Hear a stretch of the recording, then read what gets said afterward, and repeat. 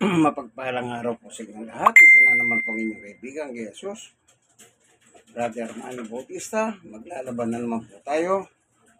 Binabad ko na po. Kulang-kulang na po sa isang oras na nakababad ito. Tinitiyak ko na talagang malambot na mga tela at magang-magana yung mga dumi. Ito.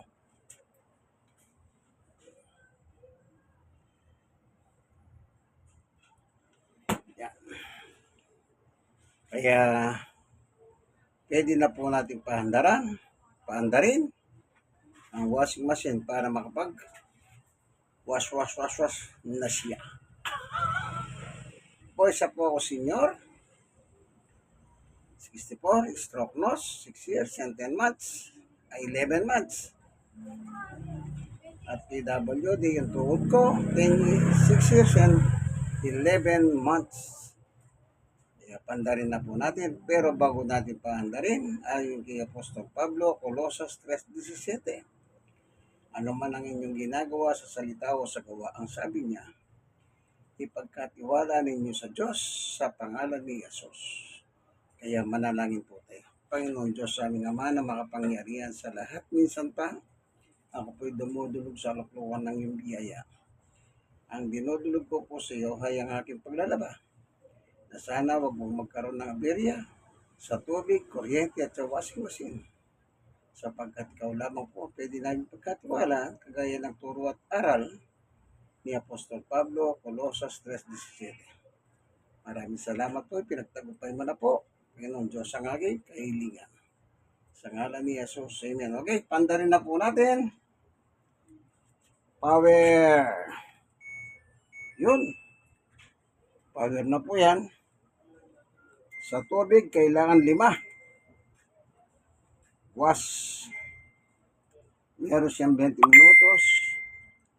Sa rinse, 2. Spin, 4. Yan, meron po siyang 68 minutes. Ano po? 68 minutes. Ayan po, naka-indicate. So, start. Ayan na lang po natin gumalaw. Yan. Praise God. Magalaw na po siya. May 2 minuto siya. Nasa 64, ano? Ikot siya ng 2 minuto. Pagdating ng 2 minuto, iinto siya. Ang dahilan, magpapadagdag siya ng tubig.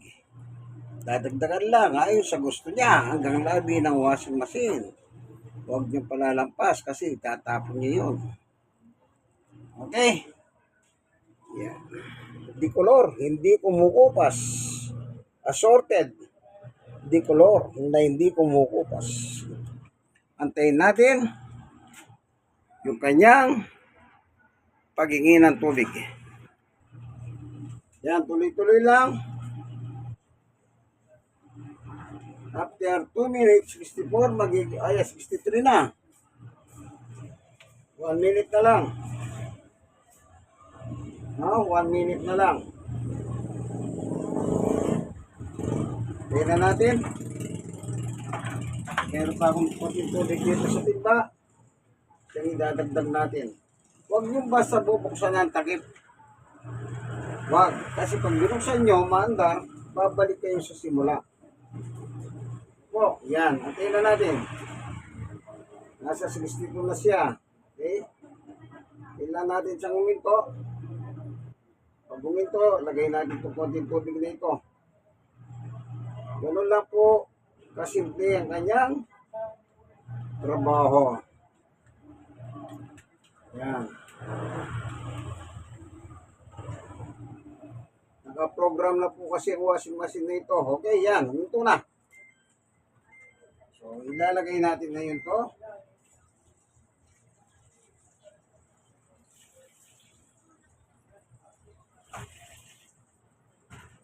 Yun. So, yan. Ayun. Mandar na. Yan. Smooth na po yan. Unang-una, Yung damit, malambot na, yung mga dumi. At yung tela, malambot na rin at the same time. So, hintayin na lang po natin matapos ano. Ito po inyong kaibigan, Jesus Brother Manny Bautista. God bless us all. Bye-bye.